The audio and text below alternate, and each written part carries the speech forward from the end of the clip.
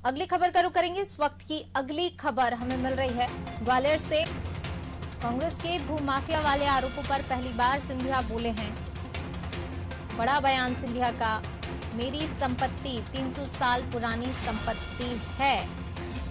सवाल तो उन लोगों से करना है जो नए नए महाराज बने हैं। मैं एक विशेष परिवार में पैदा हुआ हूं।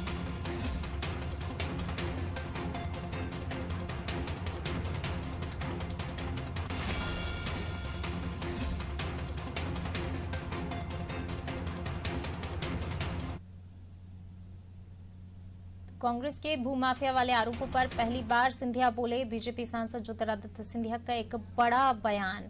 और आइए अब आपको सुनवाते हैं बीजेपी सांसद ज्योतिरादित्य सिंधिया ने क्या कुछ कहा। तो भैया, आप और हम जानते हैं ये जो संपत्ति है वो हमारी 300 साल पुरानी है। मैं तो प्रश्न उन लोगों से कर रहा हूं जो आजकल बन गए हैं महाराजा। पहले वो जवाब दें। अब मेरी पैदाइश अगर एक घर में हुई है तो अगर वो मेरी गलती है तो मैं स्वीकार करता हूं। और इसी खबर पर ज्यादा जानकारी के लिए सीधे रुक करेंगे हमारे विशेष संवाददाता आशीष मंगल सोनी जी का, जो कि हमारे साथ लाइव जुड़े हुए हैं। आशीष जी, बीजेपी सांसद ज्योतिरादित्य सिंधिया का एक बड़ा बयान। भूमाफिया वाले आरोपों पर पहली बार सिंधिया ने बयान दिया है।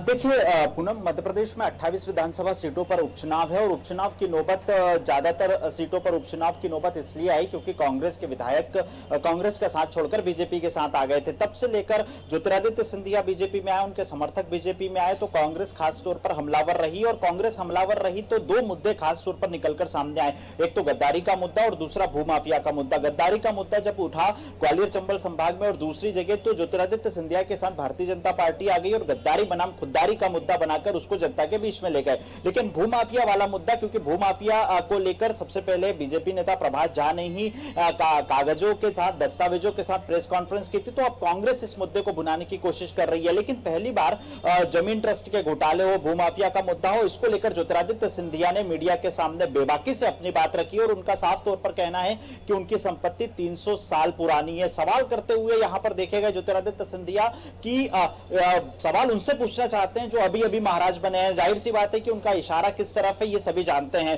तो ऐसे में अब भूमाफिया वाले मुद्दे को लेकर जब सिंधिया खुद मैदान में उतर आए हैं तो निश्चित तौर पर उनकी बातें जनता के बीच में पहुंचेगी। हालांकि कांग्रेस की बात भी जनता के बीच में पहुंच रही है। और ऐसे में जिन 28 सीटों पर उपचुनाव होना है उसमें से 16 सीटें ग्वालियर चंबल संभाग की है। तो इन 16 सीटों पर क्या कुछ जनता फैसला लेती है ये देखना खासा दिलचस्प होगा, क्योंकि अनादि टीवी की टीम भी लगातार ग्वालियर चंबल संभाग में ग्राउंड रिपोर्ट ले रही है, रियलिटी चेक कर रही है। लोगों से जानने की कोशिश करेंगे हम कि आखिर क्या मुद्दे हैं जिनको लेकर जनता बात करेगी, जनता चुनाव में जाएगी। तो निश्चित तौर पर ज्योतिरादित्य सिंधिया के इस बयान को लेकर ग्वालियर चंबल अंचल में सियासत और जोरों से होने की संभावना है।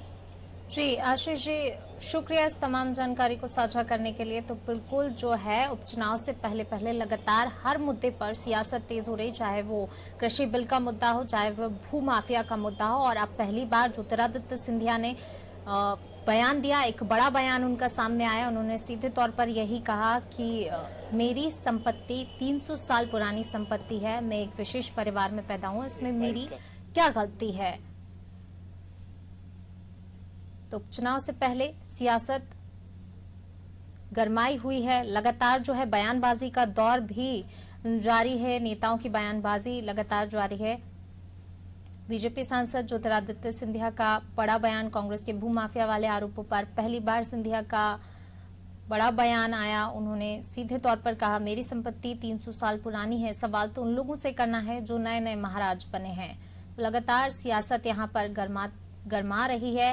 हालांकि सबसे ज्यादा सीटें ग्वालियर चंबल संभाग में हैं और लगातार सिंधिया भी अब वहां पर सक्रिय हैं।